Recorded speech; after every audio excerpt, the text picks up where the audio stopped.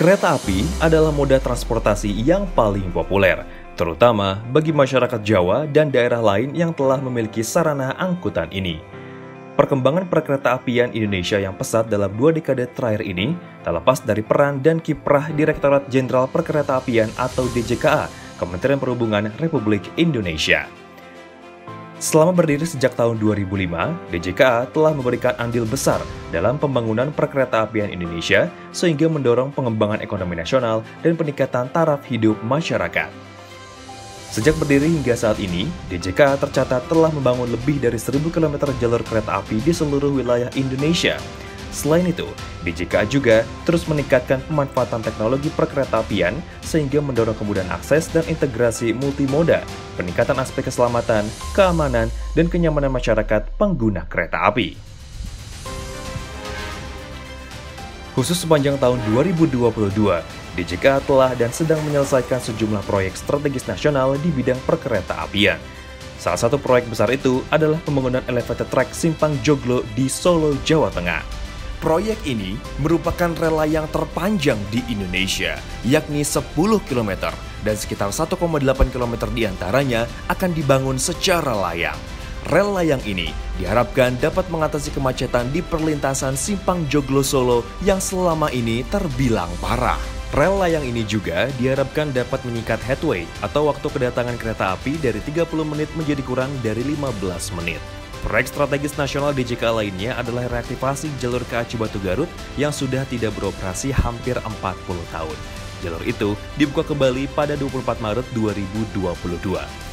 Total nilai investasi reaktivasi ini sebesar 352 miliar rupiah yang mencakup pembangunan kembali jalur sepanjang 19,063 km Garut Cibatu, serta pembangunan 3 stasiun, Stasiun Garut, Wanaraja, dan Pasir Jengkol.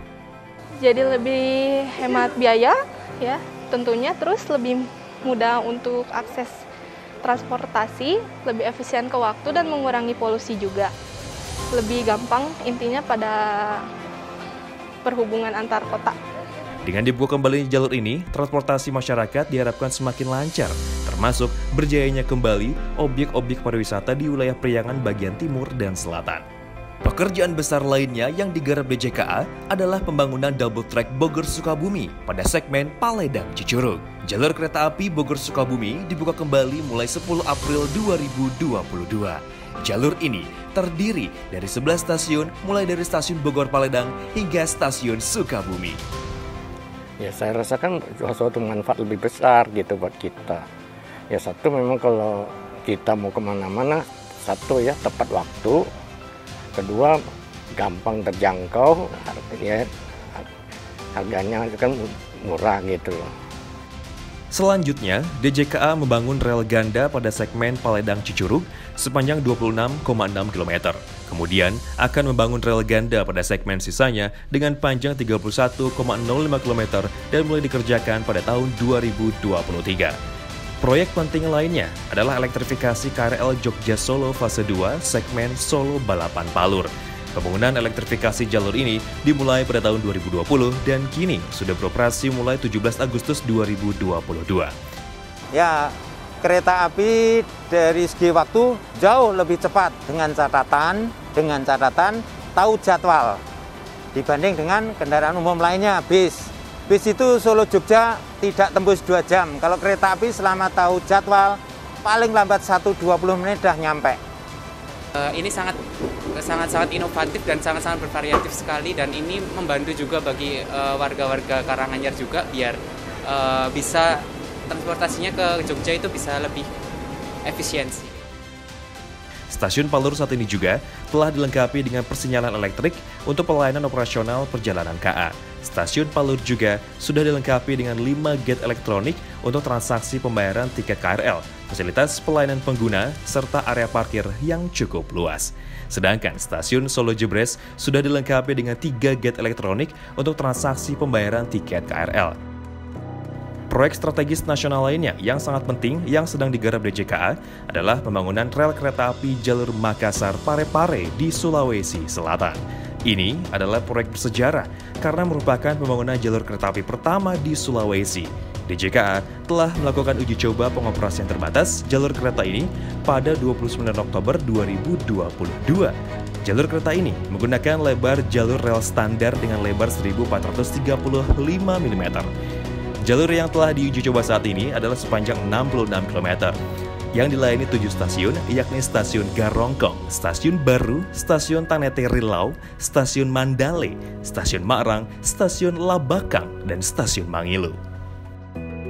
Di Jakarta, proyek besar DJKA yang saat ini sedang dikerjakan adalah Double Track atau DDT Manggarai Cikarang Paket B.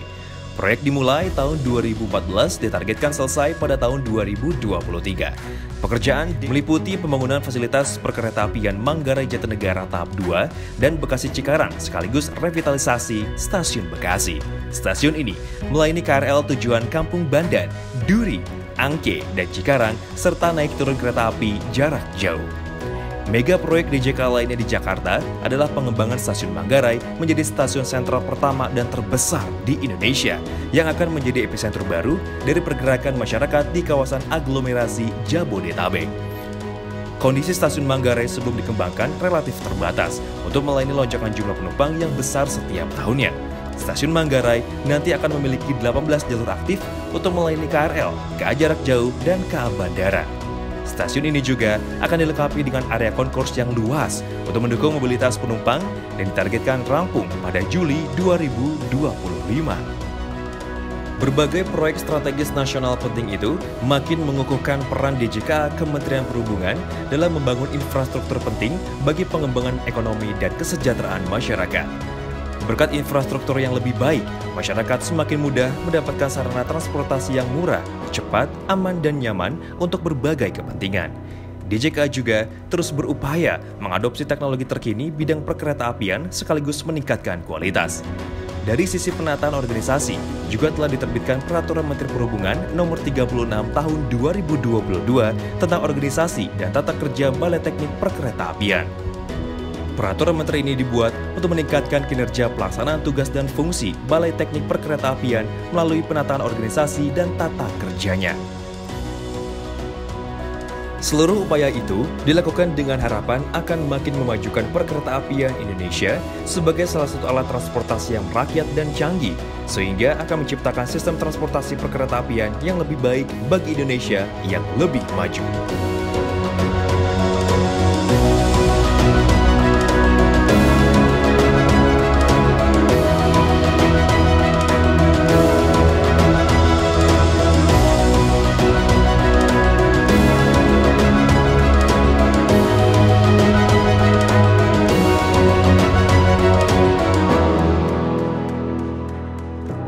Perkeretaapian Indonesia itu ya hebat kalau saya gitu.